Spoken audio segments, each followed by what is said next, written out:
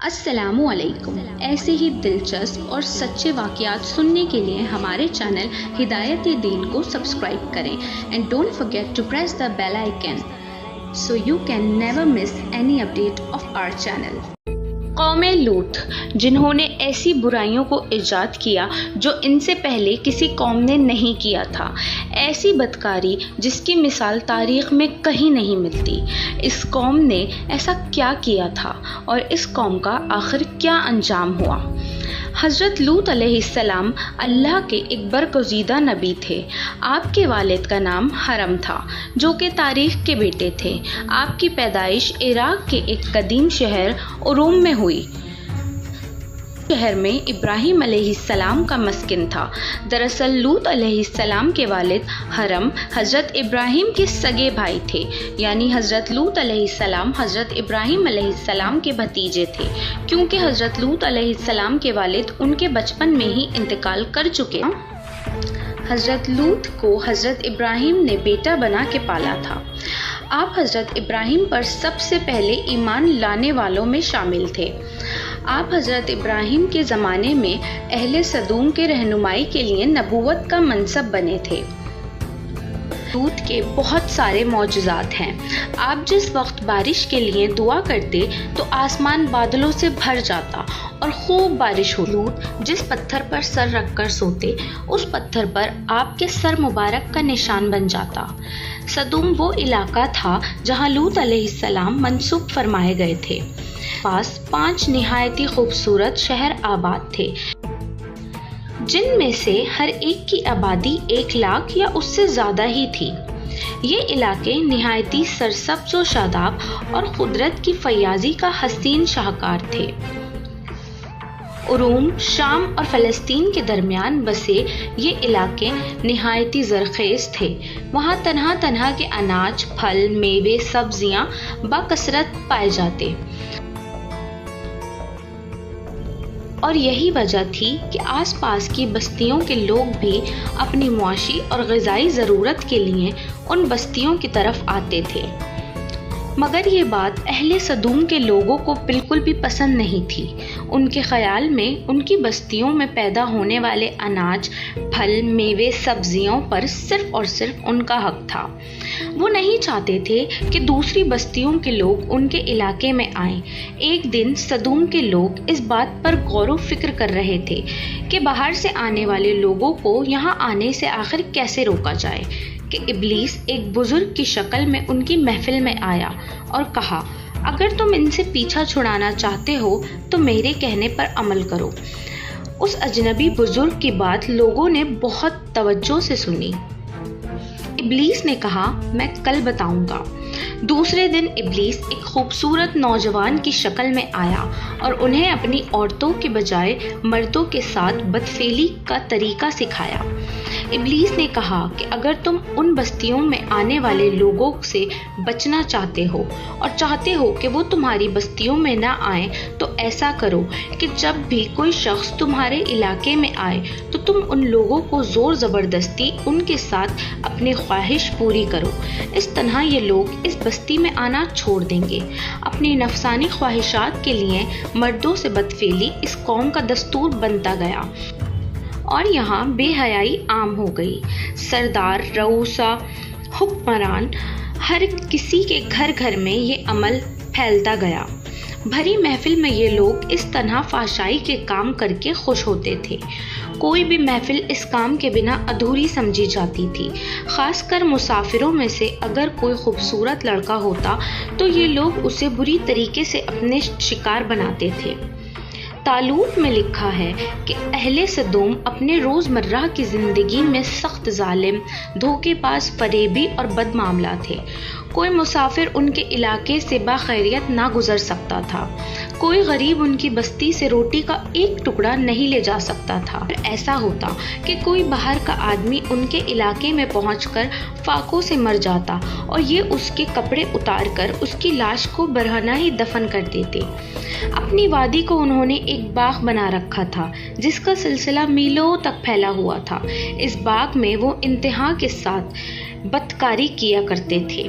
حضرت لوط علیہ السلام نے انہیں توحید کی دعوت دی اور بدکاری کے اس گھناؤنے عمل سے توبہ کرنے کا حکم نے کہا، تم بے حیائی کیوں کرتے ہو؟ کیا تم اپنی عورتوں کو چھوڑ کر لذت حاصل کرنے کے لیے مردوں کی طرف مائل ہوتے ہو؟ حقیقت یہ ہے کہ تم احمق لوگ ہو۔ حضرت لوط اہل سدوم کو دن اور رات نصیحت کیا کرتے تھے، لیکن قوم پر اس کا کوئی اثر نہیں ہوتا تھا، بلکہ وہ فخریہ انداز میں یہ کام کیا کرتے تھے۔ انہیں حضرت لوط کا سمجھانا بھی برا لگتا تھا، لہٰذا انہوں نے صاف صاف کہہ دیا کہ اگر تم اسی طرح ہمیں برا کہتے رہے اور ہمارے کاموں میں مداخلت کرتے رہے تو ہم تمہیں اپنے شہر سے نکال دیں گے۔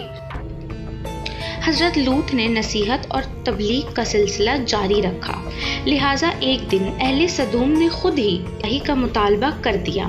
اللہ تعالیٰ نے اب تک ان کی اس بدترین فحشائی اور بدکاری کے باوجود ڈیل دے رکھی تھی، لیکن جب انہوں نے حضرت لوط علیہ السلام سے کہا اگر تم سچے ہو تو ہم پر عذاب لے آؤ، لہٰذا ان پر عذاب الہی کا فیصلہ ہو گیا۔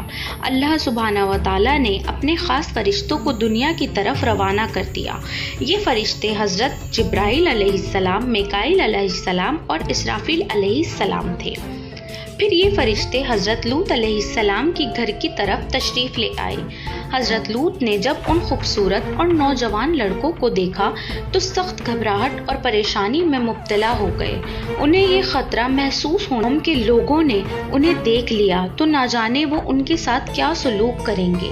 حضرت لوط کی بیوی کا نام بلا تھا، اس نے آپ پر ایمان نہیں لایا تھا اور دراصل وہ منافق تھی، وہ کافروں کے ساتھ تھی۔ اس نے جا کر اہل سدوم کو یہ خبر دے دی کہ لوط کے گھر نوجوان لڑکے مہمان ٹھہرے ہوئے ہیں۔ یہ سن کر بستی والے دوڑتے ہوئے حضرت لوط کے گھر پہنچے۔ حضرت لوط نے کہا کہ اے قوم، یہ جو میری قوم کی لڑکیاں ہیں یہ تمہارے لیے جائز اور پاک ہیں، اللہ سے ڈرو اور مجھے میرے مہمانوں کے سامنے رسوا نہ کرو۔ کیا تم میں سے کوئی بھی شخص شائستہ نہیں؟ حضرت لوط کی بات سن کر وہ لوگ بولے، تم واقف ہو، تم بخوبی واقف ہو، ہمیں تمہاری بیٹیوں سے کوئی حاجات نہیں اور جو ہم چاہتے ہیں تم اس سے بھی اچھی طرح واقف ہو۔ قوم لوط کے اس بے شرمانہ جواب سے اندازہ لگایا جا سکتا ہے کہ وہ لوگ فعل بد میں کس حد تک مبتلا ہو چکے تھے۔ حضرت لوط نے گھر کے دروازے بند کر دیے اور ان نوجوانوں کو ایک کمرے میں چھپا دیا۔ ان بدکار لوگوں نے آپ کے گھر کا گھیراؤ کر لیا اور ان میں سے کچھ تو گھر کی دیواروں پر چڑھنے لگے۔ حضرت لوط اپنے مہمانوں کی عزت کا خیال سے بہت زیادہ گھبرائے ہوئے تھے۔ فرشتے یہ سب منظر دیکھ رہے تھے۔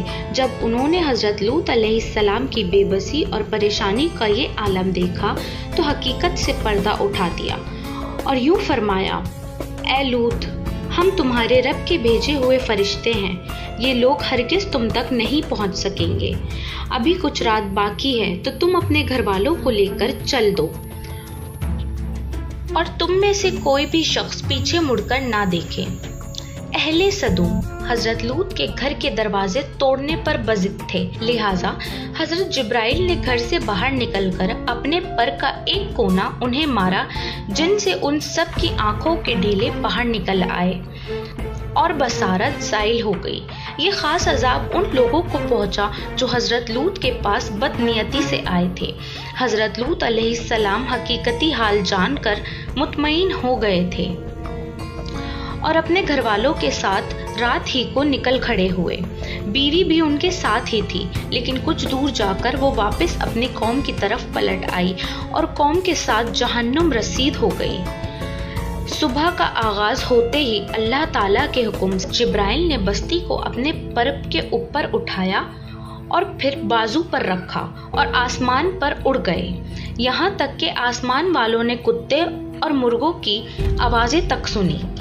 پھر اس بستی کو زمین پر مار دیا، جس کے بعد ان پر پتھروں کی بارش ہوئی اور ہر پتھر پر مرنے والے کا نام لکھا ہوا تھا۔ جب یہ پتھر ان لوگوں کے سر پر پڑتے تو ان کے سر پاش پاش ہو جاتے۔ قوم لوط کی ان خوبصورت بستیوں کو اللہ تعالیٰ نے ایک انتہائی بدکار اور سیاہ جھیل میں تبدیل کر دیا۔ جس کے پانی سے رہتی دنیا تک کوئی فیض یاب نہیں اٹھا سکتا۔ سمندر کے اس حصے میں کوئی جاندار جانور، مچھلی، مینڈک نہیں رہ سکتے، اس لیے اسے ڈیڈ سی کہا جاتا ہے، جو اسرائیل اور ادوم کے درمیان واقع ہے۔ ماہرین آثار نے 10 سالوں کی تحقیقات اور جستجو کے بعد تباہ شدہ شہر کو دریافت کر لیا ہے۔